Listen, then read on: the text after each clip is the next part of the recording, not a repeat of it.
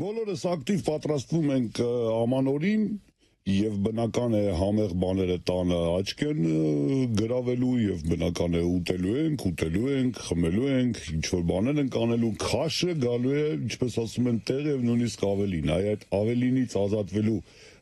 թեմաներով եւ առասարակ, մարզվելու եւ բարեկազմ լինելու մասին խոսելու ենք պրոֆեսիոնալ, ֆիթնես մարզիչ եւ առասարակ հոյակապ մարզիկ եւ շատ բարեկազմ մի տղամարդու հետ Լևոն Հովանեսյանն է մեր շուրը։ Բարև ձեզ։ Բարև ձեզ։ Հաճելի է նայել ձեզ, տեսնել այսպես այդ առնական կառուցվածքը։ Ներում ասած շոյված եմ, ինձ էլ շատ հաճելի է այսօր գտնվել ձեր մոտ հյուրի կարգավիճակում ու փորձել որևէ կերպ օգտակար լինել։ Լևոն, քանի տարում եք հասել այսպիսի արդյունքի։ Այդ լայն ուսերը, թևերը, պինդ, իրականում կոնկրետ ուսերի հետ կապված ինչն է պարադոքսալ, որ միշտ իմ կյանքում եղել են ամենաթույլ զարգացած մկանախումբը, բայց քանի որ տվյալ ապրելակերպը ինքը հենց գենետիկայի դեմ պայքար է, այո, ինձ մոտ ստացվել է քիչ թե շատ շտկել այդ խնդիրը, իսկ թե ինչքան ժամանակում անկեղծ գտնվելով կասեմ, որ ինչ իմ գիտակից հասակում տարիքում ներողություն ինձ հիշում եմ, սպորտի մեջ եմ, այսինքն առաջին դասարանից սկսած զբաղվել եմ մարտարվեստներով, իսկ կոնկրետ ֆիթնես կամ գծիկ բոդիբիլդինգ ասվածը արդեն 20 տարի։ Այսինքն բոդիբիլդեր եք եղել։ Ես գործող բոդիբիլդեր եմ, ելույթ եմ ունենում, տիտղոսներ ունեմ, մի քանի անգամ նույնիսկ միջազգային մեծ մրցաշարերում հայկական դրոշն եմ բարձրացրել։ Շատ հաճելի։ Այդ թվում եւ Արնոլդ Կլասիկում համաշխարհային այդքան հայտնի Բարսելոնայում 2018 թիվ։ Դե քանի Արնոլդ Շվարցենեգերից խոսեցինք, մի ավստրիացու, ով եկավ Հոլիվուդը նվաճելու եւ դա իր մոտ ստացվեց, հետո Կալիֆոռնիայի նահանգապետն էր։ Մի խոսքով երևի մեր ժամանակվա ամենասիրված ուժեղ տղաներից մեկը իր հարցազրույցներում բազմիցս նշել է, որ իր կուրքը,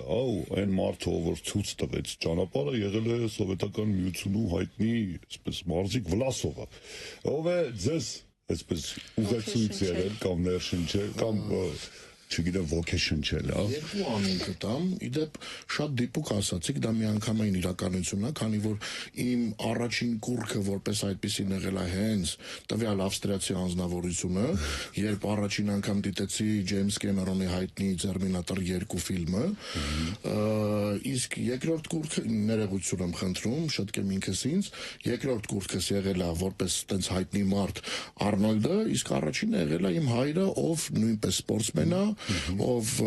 մարտարվեստերով է զբաղվում ու մինչ օրս էլ սպորտի մեջ է։ Լևոն, անցնենք պրակտիկ հարցերի, գիտեք, կա տարածված կարծիք մարդկանց մոտ առասարակ եւ դա մասամբ իհարկե ոչ բոլորին, բայց ինչ որ մի տոկոս, ցանկացողների այնուամենայնիվ տրամադրել այդ ժամանակը առողջությանը եւ ավելորդ քաշից ազատվելու, գեղեցիկ մարմին ունենալու հետ են կանգնում, որովհետեւ ասում են, եթե մի անգամ սկսեցիր, այսինքն սկսեցիր process-ը մարզվելու, հետո պիտի ամբողջ կյանքդ համենայն դեպս որքան ուժ եւ եռանդ ունես, դա անես, որովհետեւ այդ վիճակը պահելու համար մշտապես մարզվել է պետք, այսինքն դա այդպես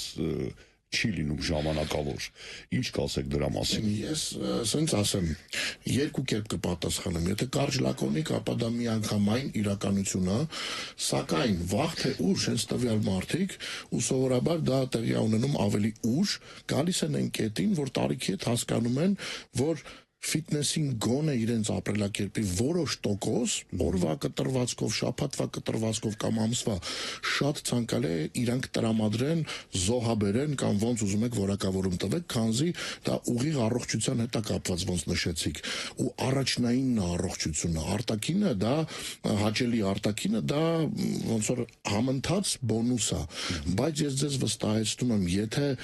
աստղերը այնպես դասավորվեն ճակերտավոր, որ մարդը ընկնի ճիշտ մասնագետի մոտ, իսկ մասնագետը ըստ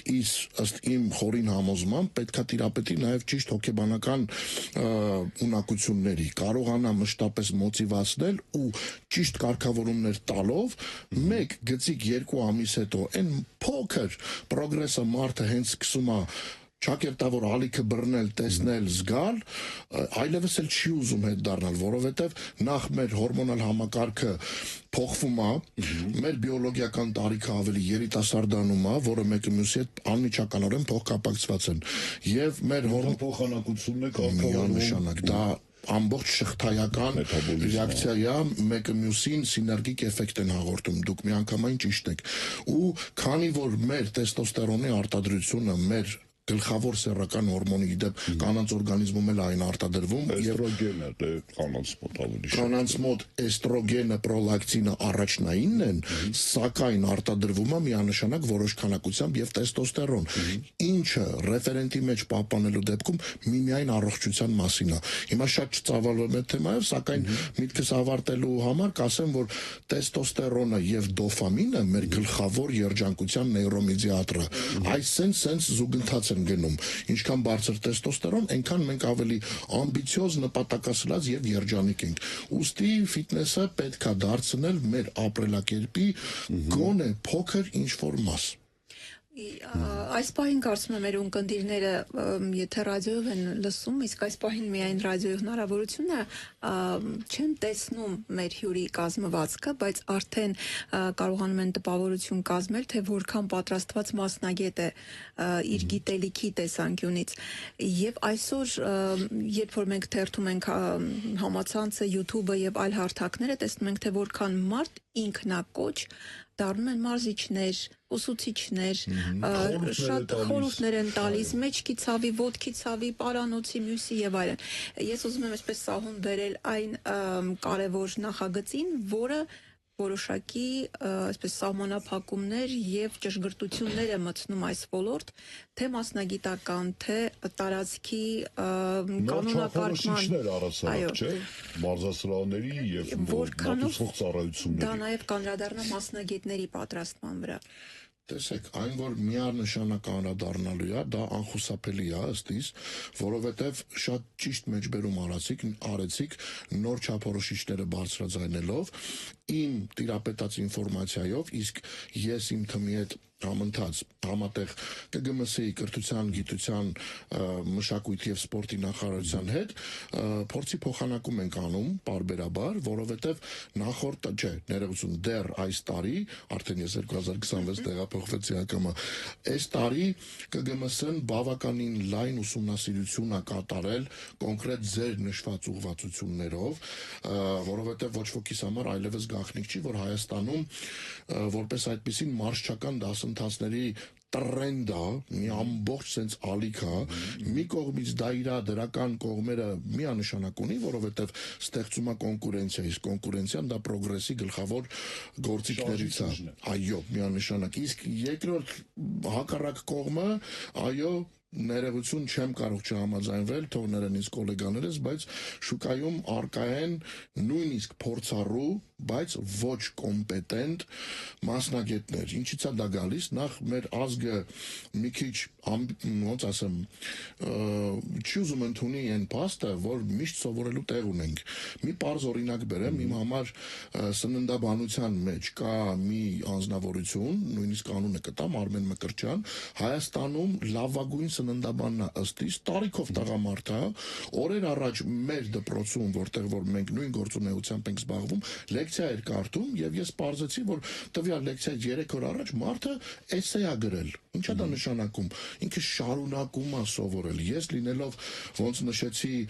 չեմ հիշում արդեն եթերում ենք թե ոչ, 20 տարվա տվյալ ոլորտում մասնագետ, ամեն օր սովորում եմ ու նույնիսկ դիլետանտից փորձում եմ կարծիքը լսեմ, տեսանկյունը, տեսակետը վերլուծեմ, գուցե ես էլ ինչ-որ նոր բան քաղեմ, բայց մերոնք չեն ուզում ընդունեն, չէ, հիմնա ու ոչ, սեփական քթից այն կողմ չեն ուզում նայեն, երբ որ կկարողանան հաղթահարեն այդ գալակտիկայի չափի էգոն, գուցե լավ բարեփոխումներ տեղի ունենա մեր տվյալ ոլորտում, բայց այս պահին պետք է ընդունեմ, այո, ցավով, որ դեռ սառույցը դժվար է հալում։ Այսինքն չկա կառույց, որը որ լիցենզավորում է մասնագետները։ Կա կառույց, կան մի քանի կառույցներ, ֆեդերացիաների, կազմակերպությունների եւ ասոցիացիաների տեսքով։ Պետք է ամենայն պատասխանատվությամբ ասեմ, որ կան եւ լավերը, կան եւ ուղղակի մարդիկ, ովքեր դրա մեջ տեսնում են միայն կոմերցիա, իսկ այսօր Հայաստանում գումար վաստակելը այդքան էլ հեշտ չի։ Ու եթե կհիշեք, ասենց զավեշտալի մի բան ասեմ, տարիներ առաջ ցանկացած նոր մասնագիտություն դուրս գալուց բոլորը մի պա DJ էին դառնում, բոլորը մի պա ֆոտոգրաֆ էին դառնում, թե լուսանկարիչ, հիմա ֆիթնես մարզիչն է տրենդում, փորձում են այդ ամենի մեջ շիկ չէ։ Այո, տատու արտիստ, որ գրում էին իրանց description-ում, սոցիալական ցանցերում։ Հիմա նույնը ամենատրենդայինը ֆիթնես մարզիչն է, որը մարդիկ առաջին հայացքից մտածում են, թե հեշտ է, սակայն մասնագետ կա X որակի, բայց մասնագետ կա, որ այնքան ինտեգրատիվ տարբեր ուղղությունների է տիրապետում, մարդու էնդոկրին համակարգից բռնած մինչև հոգեբանականը, խորացված սննդաբանություն, ֆիզիոլոգիա, կինեզիոլոգիա եւ այլն, որովհետեւ այդ ամենից ինչ որ մաս քաղելով լավ մասնագետը կարողանում է puzzle-ը հավաքել եւ անհատական իրոք մոտեցում ցուցաբերել իրանց ուղղորդվող մարդկանց։ Իսկ տվյալ կառույցները ասելով, sense մի բան ասեմ, ամենակարևորը միտքը փակելով, որ նույն ԿԳՄՍ-ն արդեն իմ ունեցած ինֆորմացիայով, որը 99%-ով ճշգրիտ է, 2026-ին սկսելու է ամենայն լրջությամբ նախ պետական մակարդակով հստակ դնել չափորոշիչները, ինչ որ կազմակերպությունները, որ կրիտերիաները պահպանելու դեպքում իրավունք կունենան լիցենզավորել, որովհետև դա միանշանակ շատ լուրջ հարց է, առնվազն մարդկանց չվնասելու տեսանկյունից, իսկ գոնե որոշակի նույնիսկ պրոգրես ապահովելու տեսանկյունից, որպեսզի այդ ամենը սկսի Հայաստանում տեղի ունենալ, իսկ այս պահին, եթե մենք նայում ենք մեր նույն հարևան երկրներին, այնքան գեղեցիկ կառուցվածքով նայում ես ոգեշնչվում ես ինքդ, մարմինով մարդիկ կան, իսկ մեր Հայաստանում փորձում ես մանգաս, բոլորը խոսում են ֆիթնեսից, բայց եթե փորձեմ դուրս բերեմ մոտ 10 հոգի միջազգային արտաքին համապատասխան այդ հոլիվուդյան մարմնով, ասես ճակերտավոր անձանց, թե աղջիկ թե տղա, երևի երկու ձեռքերից մատների վրա նույնիսկ տեղ անեն։ Ինչի մասին է խոսքը գնում, որ պետք է ընդունենք այն փաստը, որ Հայաստանում ունենք ու դեռ մի քանի տարի, եթե ոչ տասնամյակներ աճելու տեղ տվյալ ոլորտում ու ամեն մեկը պետքա ինքը իրենից սկսի։ Ամեն մեկը իր սեփական էգոն պետքա փորձի որոշակի չափով դնել մի կողմ ու փորձի թիմային խաղա։ Մեկը մյուսի հետ գիտելիքների փոխանակում անի, փորձի փոխանակում անի, այլ ոչ ասի, չէ, մենք ենք, նա քխա, նա փուֆա, սա դզա։ Մենք ճիշտ ենք, մնացածները սխալ են։ Ցավոք, համատարած տվյալ պատկերն եմ ես տեսնում։ Ոչ միայն ձեր ասպարեզում, նաև այլ տեղերում է նկատվում։ Լևոն, ինչպես է վերաբերվում կանանց բոդիբիլդինգին։ Տեսեք, ես ճիշտ ասած իմ անձնական կարծիքը տղամարդկանց է շատ գեղեցիկ եւ օրինակելի, բայց կանանց դեպքում միանշանակ չէ։ Ձեր կարծիքը Եկեք սենց ասեմ, եթե հստակ տարանջատենք եւ կոնկրետ ձեր նշածով առաջնորդվենք, bodybuilding ասվածով, նույնիսկ ամենահայտնի թիվ 1 մրցաշարում, Mr. Olympia-ում, եթե չեմ սխալվում, կանանց կոնկրետ bodybuilding կատեգորիան, ձևաչափը այլևս գոյություն չունի, որովհետև այնտեղ չկա կանացիության նույնիսկ մի նշան, այո, որովհետև գաղտնիք չի, ոչ ոքս լուսնից չեն կիչել, ակնհայտ է, որ տվյալ սպորտաձևում կան արգելված խթանիչներ հորմոնների տեսքով, իսկ կինը երբ որ մտնում է բազար ներողություն դրա մեջ, եթե տղամարդկանց մոտ դա կարելի է որոշ չափով մինիմալիզացնել, կողմնակի էֆեկտների մասին եմ խոսում, կանանց մոտ կա մի կետ, որից ետադարձ չկա, ձայնի տեմբրի ջարդվելուց սկսած, ավելորդ մազածածկի ավելացումով, շատ մենստրուալ ցիկլի իսպառ բացակայությամբ ու մի շարք շատ ավելի խորը բացասական կողմերով։ Կենսաբանական առանձնահատկություններից է լինելով կանանց ուղղակի ցուցված չէ։ Միանշանակ դուք ճիշտ եք, սակայն կան ավելի մեղմացված ձևաչափեր, որոնք թույլ են տալիս պահպանել որոշակի չափ կանացիություն եւ էսթետիկան երկուսը մեկում։ Դե տեսեք, մենք օրինակ ծանրամարտիկ աղջիկները մեր հանդիպում են գեղեցկուհիների հաճելի շատ եւ կա նման բան, դա գենետիկական առանձնահատկություն ավելի շատ, եթե դնենք կշերքի նժարին, այսպես ասեմ, պայմանական թվեր եմ ասում, բայց երևի 5-ից 10% կանացի սեռի ներկայացուցիչների բախտն է բերում, որ կարողանում են պահպանել կանացիությունը։ Որովհետև ծանրամարտն էլ ինքը լինելով սպეციფიկ սպորտաձև ու հիմնված կոնկրետ ուժի վրա, իսկ ուժը վերադառնալով տեստոստերոնին, չեմ կարող չասել, ուժը հենց տեստոստերոնն է ստեղծում։ Անխուսափելի է էլի որոշակի փոփոխությունները։ Եթե տեսեք դուք տեսել եք 1-2 գեղեցկադեմ ծանրամարտիկ աղջիկների, շատերը գերակշիռ մեծամասնությունը այնուամենայնիվ ճիշտ հասկացեք բնավ չեն փորձում բնավ այո չեն փորձում որևէ մեկին վիրավորեմ, ես շատ կնամեծար մարդ եմ իրականում, բայց փաստն ենք արձանագրում, այո կանացիությունը շատ տուժում է դրանից։ Դրա համար սպորտաձևեր կան, որ շատ ավելի հարիրա գեղեցիկ սեռին, քան ծանրամարտը, չնայած իրենց աշխատանքն էլ ոչ մի դեպքում չի կարելի արժե զրկել, ամեն մեկը իր ընտրության համար է պատասխանատու, բայց զուտ որ նայենք էսթետիկայի տեսանկյունից, ընդհանրապես էսթետիկայի տեսանկյունից, որպես տղամարդ եմ ասում, այլ ոչ մասնագետ։ Շատ ավելի գեղեցիկ սպորտաձևեր կան, քան բոդիբիլդինգը ձեր ասած կամ ծանրամարտը։ Վերադառնալով նոր չափորոշիչներին, հետաքրքիր է իմանալ ինչպես է ձեր պատկերացմամբ դա տեղի ունենալու։ Պարզապես որոշ ֆիթնես կենտրոններ կփակվեն, որոնք համապատասխանում են բաց կմնան, թե միգուցե այսպես եթե զուգահեռ անցկացնենք հյուրանոցային համակարգի հետ կլինեն գուցե աստղեր կամ ինչ որպես դասակարգում, ինչ սկզբունքով է ընտրվելու։ Տեսեք, քանի որ կորեկտ չի լինի իմ կողմից իմ սուբյեկտիվ կարծիքը տվյալ դեպքում բարձրաձայնեմ, որովհետև կստացվի փորձում եմ ամբողջությամբ դեպի մեր կողմը քաշեմ, մի քիչ կողմնապահություն կանեմ, զուսպ կլինեմ ու երևի թե սա զուտ ենթադրություն է, այն մարդիկ, ովքեր որ վաղուց զբաղվում են տվյալ գործունեությամբ, ինչ որ մասը կամ նույնիսկ հնարավոր է պետությունը գթասիրտ գտնվի, թույլ տա մեծամասնությանը կազմակերպություններին շարունակել տվյալ գործունեությունը, սակայն նորերի համար այդ տվյալ ձևաչափերը պարտադիր սարքի ու գոնե հների համար էլ ես այդպես կանեի տրամադրի ինչ որ X ժամանակահատված օրինակի համար տարատեսակ վերապատրաստումներ անցնելու եւ կոնկրետ ինչ որ համակարգ մշակելու կամ սենց ասեմ, եթե նայում ենք Հայաստանի մասնագետներին, դա անհատներ են զուտ, ինպես անհատներ են, ովքեր ունեն մեծ փորձ, այո, եւ պրակտիկ փորձ, ինչը ըստիս միանշանակ շատ ավելի կարևոր է, քան ուղղակի կարդալ, բայց սեփական մաշկի վրա դա չանցկացնելով փորձել պրոպագանդել։ Դրա համար չեմ ուզում գտնվեմ այն անհատը, որ կասի մենք ու իմ ընկերները, թող պետությունը որոշի, իսկ ես մեր պետության կոմպետենտության վրա չեմ կասկածում, թող սկսվի կոնկուրենցիա, իսկ մնացածը արդեն ոնց ասում են, հայերեն չեմ կարող ասել ներողություն, естественный отбор ասված իր գործը կանի, ջունգլիների օրենքը միշտ էլ կա։ Ուժերն է, միշտ ավելի կենսունակ, ավելի պատրաստված է ներկայիս փոփոխված բնությանը։ Մի խոսքով, դա էվոլյուցիան է։ Ես ինչ եմ ուզում հարցնել,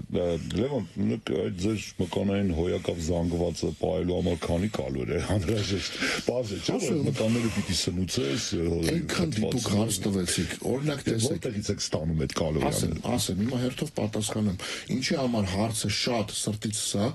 որովհետև նույնիսկ մեր մասնագետների ճնշող մեծամասնությունը բանաձև չգիտեն կոնկրետ սուբյեկտի X կամ Y օրվա անհրաժեշտ կալորաժի պահանջվող քանակը դուրս բերելու։ Նման բանաձևերը մի քանիսն են չեն տիրապետում, աչքաչափով ինչ որ շտկումներ են անում ու դա տալիս են ասում են վсё գնա սրանով առաջնորդվի։ Դա մեղմ ասած 1000 ներողություն եմ խնդրում գրափարիս համար, փինաշիությունը չի կարելի, այո, հստակ թվեր կան, որովհետև պրոգրես ստանալու համար դա լինի թե քաշի նվազեցում ճարպային շերտի այրման հաշվին, թե մկանային զանգվածի կուտակում, երկու դեպքում էլ հստակ թվեր են պետք, ոնց է դա տեղի ունենում, այո, դուրս ենք բերում մարդու անհրաժեշտ օրվա քանակով նորմալ գործունեությունը ապահովել համար կալորաժի չափը, բալանսավորում ենք ըստ ածխաջրերի, սպիտակուցների եւ ճարպերի, ըստ նպատակի, ընտրում ենք համապատասխան մթերքը հաշվի առնելով մի շարք գործոններ, նույնիսկ մարդու տվյալ պահի ճարպային շերտի տոկոսը, բիոլոգիական տարիքը, ընդհանուր կենսակերպը, արյան կարգը նույնիսկ, սենց գործոնները կարամ շատ թվարկեմ, և ստեղծում ենք կամ որոշակի պայմանական թիվ եմ ասում 10-15% պրոֆիցիտ քաշ կուտակելու դեպքում, 10-15% դիֆիցիտ քաշը կորցնելու դեպքում և նայում ենք դինամիկային, շաբաթ, եթե պրոգրեսը կա, թույն, ինչ-որ էլի շտկումներ են կանում քիչ, եթե պրոգրես չկա, շտկումներ են կանում շատ, դա հենց այդ անհատական մոտեցումն է, որին մերոնք չեն տիրապետում, նորից եմ ասում, ճնշող մեծամասնությունը չի տիրապետում, իմ մասով կասեմ, տվյալ պահի իմ օրվա կալորաժը կազմում է 3800 կիլոկալորիա, ես կշռում եմ 104 կիլոգրամ այսօր առավոտյան, բավականին սոլիդ մկանային զանգվածով, ով թեմայի մեջ է, կհասկանա, եթե ես տվյալ քաշիս դեպքում ու հիմա գտնվելով քաշ հավաքելու պրոցեսում ունեմ նույնիսկ տեսանելի որովայնի հատված խորանարդեր կուբիկ այո դա նշանակում է ես այո սնվում եմ բալանսավորված ու կարողանում եմ նենց անեմ որ դանդաղ բայց որակյալ լինի աճը ածխաջրերից քանակը օրվա կտրվածքով 450-ից 500 գրամ ածխաջուր, որը բավականին մեծ թիվ է, դրա համար չճարպակալելու համար նման քանակով ածխաջրերի դեպքում հարկավոր է ունենալ այո մեծ մկանային զանգված եւ արագ նյութափոխանակություն։ Քանի որ նաեւ կրթություն եք ստացել սննդաբանությունում, Լևոն, այդ դեպքում հարցնեմ, տեսեք, որպես կանոն ասում են, որ սրտի վրա ծանրաբեռնվածություն ամեն կիլոն Չէ, այսինքն յուրաքանչյուր կիլոգրամ։ Հիմա տեսեք, դուք ասում եք 104, հաստատ ձեր հասակի համար շատ է, բայց դա մկանների հաշվին է, ոչ թե ճարպի։ Հասկանալի է, բայց սիրտը դե չգիտի, դա ճարպն է, ավելորդ քաշ ստեղծում, որ պետք է արյունով մատակարարես, թե մկան։ Հասկանալի է, որ դեր անոթներն են մաքուր այդ խոլեստերինից Երանի մաքուր լինի։ Ես ուզում եմ հասկանալ, օրինակ ինչպես է հարցը, թվում է թե դե ասեմ։ ապրելակերպի տեսեք պարադոքս կա է միշտ եկեք ճիշտ հասկանանք որ պրոֆեսիոնալ սպորտը եւ ուղակի ֆիթնեսը ռադիկալ տարբեր բաներ են պրոֆեսիոնալ սպորտը երբեմն նույնիսկ եթե սիրողական մակարդակի է բայց էնտուզիաստ որ զբաղվում է տվյալ ապրելակերպով ոնց նշեցի էնտուզիաստ է նույնիսկ այն ամենանատուրալ առանց խթանիչների ոչ պրոֆեսիոնալ բայց շաբաթական 5-6 անգամ մարզասրահ հաճախելը կարա առողջությանը շատ վատ բացասական ձևով անդրադառնա, որովհետև բացի մկանային համակարգից մենք մարզում ենք նաև մեր նյարդային համակարգից։ Նյարդային համակարգը շատ ավելի տևական երկար ժամանակ է պահանջում վերականգնվելու համար, քան մկանային համակարգը։ Ուստի մենք թույլ չտալով վերականգնվել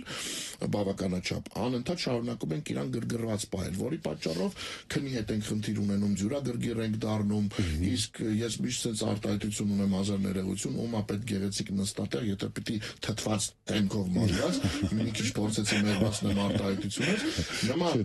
սցենարից խուսափելու համար շատ կարևոր է պահպանել բալանսը, իսկ իմ դեպքում, եթե ես պրոֆեսիոնալ եմ եւ ինքս ատլետները, ովքեր նման ապրելակերպով են ապրում, անխուսափելիորեն տեղի ունենում մի քանի process մեր օրգանիզմում, մասնավորապես էրիթրոցիտների քանակը, կարմիր արյան գնդիկների քանակը, որոնք թթվածին են, շատ ճիշտ եք տեղափոխում իրենց վրա, շատանում են, էրիթրոպոեզը, մեր ողնածուծը ներողություն, ոնց էր կոչվում սոսկրածուցը շնորհակալություն էրիթրոպոեզա արտադրում խթանում է արտադրությունը եւ մեր հեմոգլոբինը հեմատոկրիտը բարձրանում են արյան խտության մասին է խոսքը գնում եթե նայենք կենսաբանական տեսանկյունից դա նորմալ արձագանքն է մեծ մկանային զանգված կուտակելու բարձր տեստոստերոն ունենալու որպեսզի ես դրան դեմ եմ հիմա կբացատրեմ ինչու որպեսզի սրտանոթային համակարգը կարողանա հեշտությամբ տվյալ թթվածինը հասցնի հյուսվածքներ դա անխուսափելի իրականություն է դրա հետ մեկտեղ այսպիսի մի պարադոքս կա մեր արյան լիպիդոգրաման միշտ տուժում է խոլեստերինը բարձրանում է լավ խոլեստերինը որպես այդպեսին ցածրանում է վատ ճակերտավոր խոլեստերինը բարձրանում է դա անխուսափելի իրականություն է դա մարմնի նորմալ ռեակցիան է տվյալ process-ին ու մենք եթե մշտապես պրոֆիլակտիկա չանենք, եթե երկու տիպի ծանրաբեռնվածություն կա ֆիզիկական աերոբ եւ անաերոբ։ Անաերոբը դա ուժային մարզումներն են, աերոբը դա բոլոր տեսակի շնչառական։ Արագաուժային օրինակի համար հեծանվասպորտ, վազք, այո, սրտանոթային համակարգը բարելավելու, դիմադրողականությունը բարելավելու համար նախատեսած ֆիզիկական ակտիվության մասին է խոսքը։ Եթե պրոֆեսիոնալը տվյալ գործիքը չի օգտագործում, լոդերություն անում հազար ներողություն, իր սրտանոթային, այո, իր սրտանոթային համակարգի աշխատանքը ել ավելի է վատթարանում։ Իսկ անելու դեպքում տվյալ հարաբերակցությունը կարմիր արյան գնդիկների եւ պլազմայի մի փոքր ամեն ֆիզիկական ակտիվությունից հետո բարելավում է դեպի պլազմային իոքուտ, որի հաշվին արյունը ջրի կանում է եւ ձեր ասած ացետիլսալիցիլովая կիսլոտայի կարիքը չի լինում։ Իրականում կարդիոասպիրինը, կարդիոմագնիլը կամ նույն ացետիլաթթուն, ոնց ասացիք, ինքը ոչ թե արյունը հեղուկացնելու համար է, դա կարծրատիպ է։ Ինքը ուղղակի թույլ չի տալիս, որ տրոմբոցիտները իրար հպվեն ու տրոմբ չառաջանա, բայց այն կարգի է ինքը ստամոքսի վրա բացասական ազդեցություն թողնում, օրինակ համար տեսեք հիմա կան ավելի ինովացիոն կարդիոմագնիլ տեսակի ասպիրին տեսակները, որոնք իբր աղեստամոքսային համակարգի վրա ավելի քիչ են ազդում, չկա նման բան, նույն ձև ազդում են։ Դրա համար շատ ավելի լավ է ամենապրիմիտիվ, բայց ամենաաշխատող գործիքը օգտագործել, բավականաչափ հեղուկ օգտագործել։ Ացետիլաթթվի օգտագործման, որովհետև ժամանակի հետ դա գաստրիտների, էրոզիաների բուն է դառնալու, դա հայտնի պրակտիկա է, ինչը ոչ ոքի չեմ ցանկանում։ Իսկ բավականաչափ ջուր խմելը դա մեր արյունը բարիս բուն իմաստով ջրիկացնում է։ Շատերը չեն անում, գնում են արյան անալիզ են հանձնում, տեսնում են հեմատոկրիտը 54-ից բարձր, ընկնում են իսկ սովորական մարդկանց համար 49-ը արդեն վերին ռեֆերենտ է համարվում, սպորտսմենների համար 54-ն է վերին համարվում, որի դեպքում արդեն մի քանի գործողություն պետք է անես, ընդհանուր մինչև արյան դոնորություն, որը այդքան էլ հաճելի process չի, եւ այլն։ Դրանից խուսափելու համար ընդհանրապես պետք է բավականաչափ ջուր խմել։ Եթե պայմանական թվեր եք ուզում լսեք, Կախված սեզոնից արյան դոնորությունը, այսինքն արյունը ավելցուկ է տալիս, պիտի ազատվես, ճիշտ եմ հասկանում։ Ես երբեք չէի մտածել, որ արյուն կարելի է։ Ես ինքս էլ եմ տվյալ պրոցեդուրային պարբերաբար դիմում, ակամա, երբ որ նայում եմ օրինակ հեմատոկրիտս 56 է, թութու 56-ից բարձր մինչ օրս չի եղել եւ արյունը ջրիկացնելու համար միաժամանակ եւ արյան դոնորություն եմ անում եւ ստանում եմ հատուկ ինֆուզիաներ արյունը ջրիկացնելու համար։ Ինքը պրոֆեսիոնալ սպորտում ոչ միայն բոդիբիլդինգում է, նույնիսկ լավ անունը չտամ օլիմպիական սպորտաձևերից շատ տարածված երևույթ է, որը կոռումպացված ինֆորմացիա, դրա մասին չեմ բարձրաձայնում, սակայն դա միայն առողջության մասին է, անխուսափելի իրականություն է։ Բավականաչափ հեղուկ խմելը, вообще ընդհանրապես ներողություն ջուր ասվածը, դա մեր ամենա առողջ մնալու կարևորագույն գործիքներից մեկն է, որը երբեմն մենք թերագնահատում ենք։ Թվեր, եթե ուզում եք ինձանից լսեք, մարմնի յուրաքանչյուր 20 կիլոգրամին 1 լիտր ջուր։ Գուցե ձեր համար թվա, որ օրվա կտրվածքով 3-3.5 լիտրը Անհնարին է, բայց ես ձեզ երկուսն է, չէ՞, հիմնականում 2 լիտր։ կարծրատիպ է, դա շատ քիչ է, երկուսը աննկարագրելի քիչ է, նամանավանդ ամառային սեզոնին։ Երիկամների խնդիր կա եւ այլն, այսինքն Երիկամների ինչ խնդիր, հազար ներողություն։ Ընդհանրապես ծանրաբեռնել օրգանիզմը 4 լիտր ջրով։ Հակառակը երիկամները առողջ են, երբ որ մշտապես ֆիլտրացիոն աշխատանք են կատարում, իսկ եթե ջուրը բավականաչափ չի, երիկամներում ավազ եւ քար առաջանալու հավանականությունը շատ ավելի բարձր է լինում։ Հատեսեք Այսինքն 4 լիտր սովորական կարելի է Սկզբում թվում է, թե դժվար է, բայց ես դες վստահեցնում եմ, մի քանի օր շարունակ, երբ որ մարդ կարողանա, որովհետև ջրի քանակը բարձրացնելուն պես օրգանիզմը սկսում է իր ֆունկցիոնալությունը փոխել։ Դուք ավելի հաճախ եք սովում եւ տվյալ դեպքում արդեն կարևոր է պահպանել ճիշտ կալիում նատրիումի փոխհարաբերակցությունը։ աղերը եթե ոչ չլավոտ դուրս չլվաս օրգանիզմը որովհետև նատրիումը լինելով հանքային տար նույն աղը, որը օդի ջրի պես իրականում շատ իզուր են իրան դեմոնիզացնում, հարկավոր է մեր օրգանիզմին, բայց արդեն համակարգի աշխատանքի համար ազդանշանները միանշանակ նաև շատ ճիշտ եք դուք եթե ճիշտ թվերին տիրապետես ինչքանն է ինչ դեպքում ձեզ օքեյ ինչքանը ոչ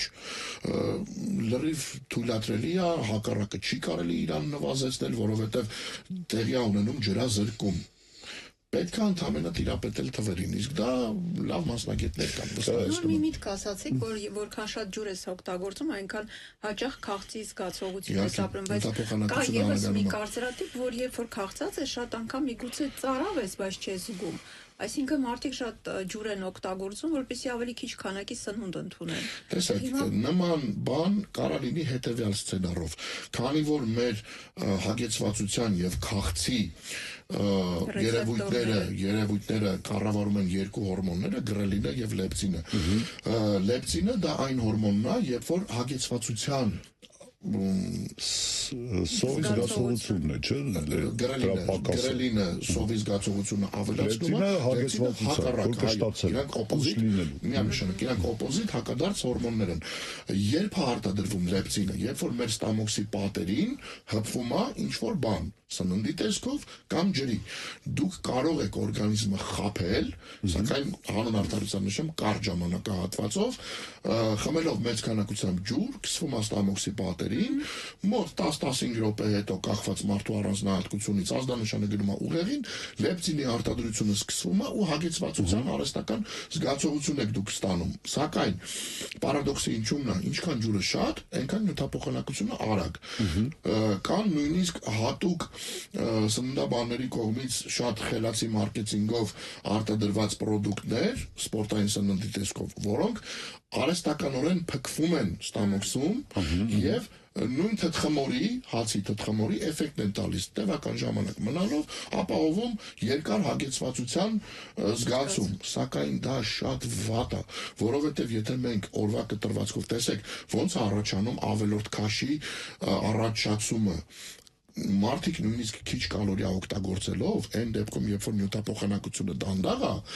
քիչ են ուտում, ոչ բավականաչափ, չեն լրացնում կալորիայի քանակը։ Մարմինը մտածում է շուրջ բոլորը սով է։ Եվ սկսում ասում է էկոնոմիայի ռեժիմ։ Շատ ճիշտ է։ Եվս մեկ անգամ եւ մեր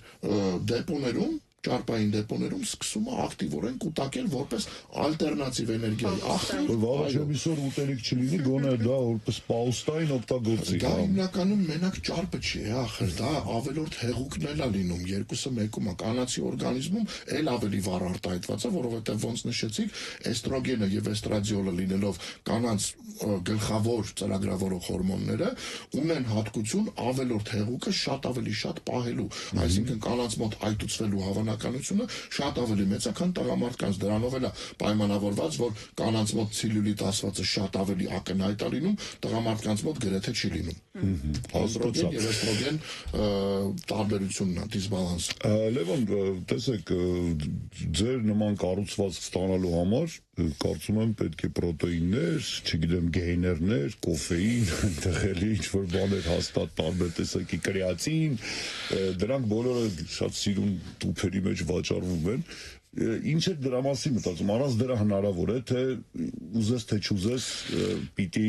գնաս դրան, որովհետև դա կարծես ժանրի անբաժան մասն է, այ։ Եթե թույլ կտակ, այս անգամ էլ մի քանի տեսանկյունից պատասխանեմ, եթե իմ սիրած ձևով ասեմ եւս մեկ անգամ կարճ լակոնիկ եւ փակագծերը բացեմ,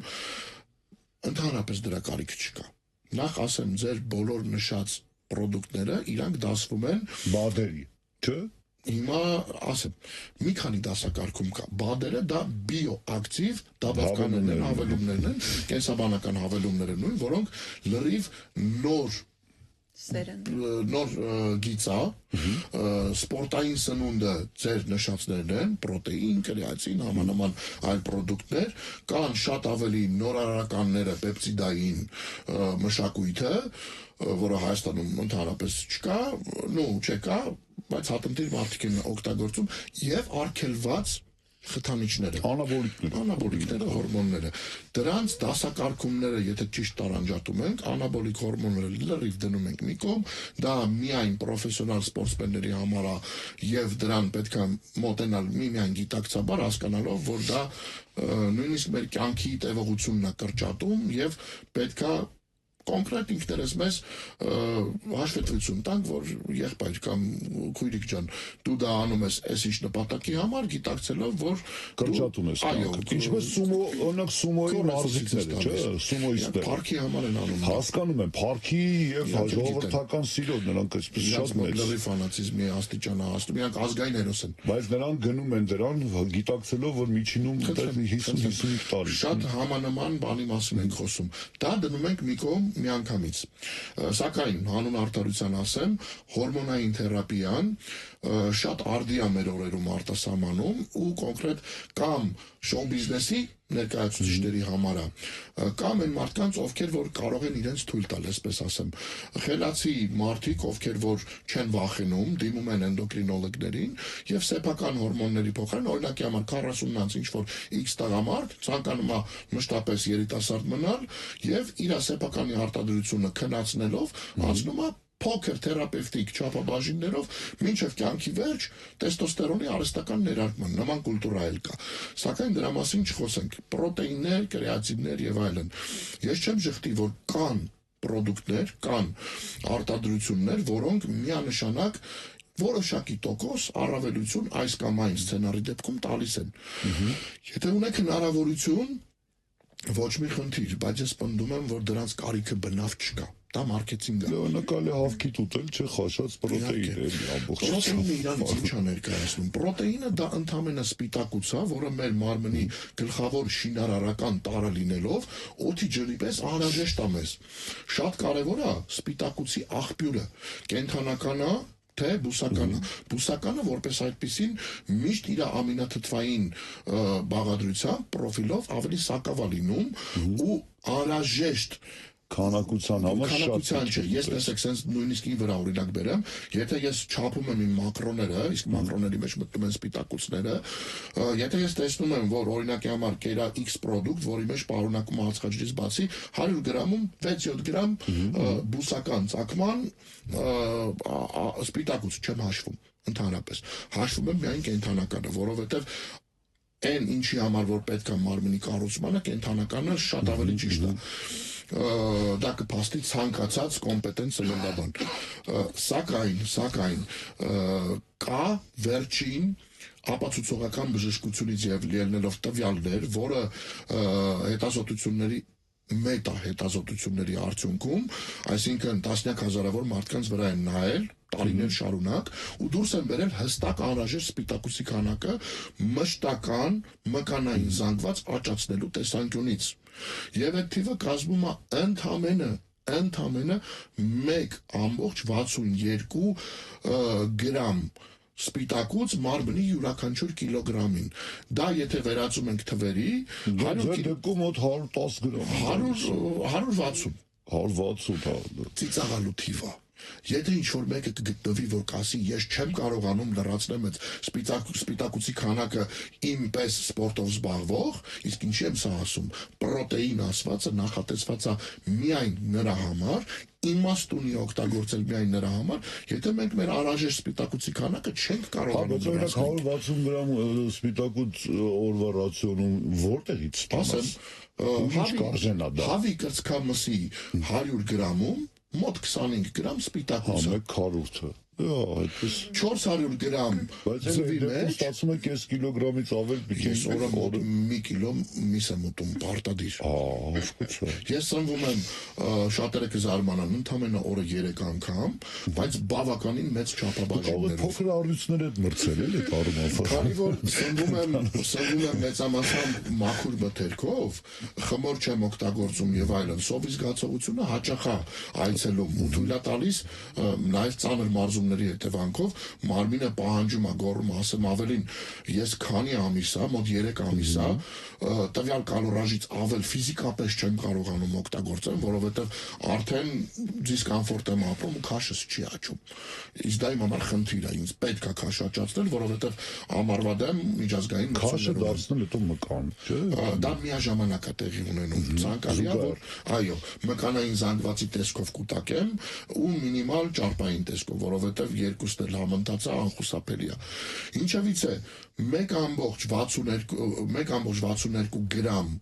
սպիտակուց մարմնի յուրաքանչյուր կիլոգրամին, դա ապացուցված է, դա նույնիսկ պրոֆեսիոնալ բոդիբիլդերներն են կիրառում, իսկ ինչի եմ սա կոնկրետ մատնանշում, որովհետև մեծագույն կարծրատիպ կար, որ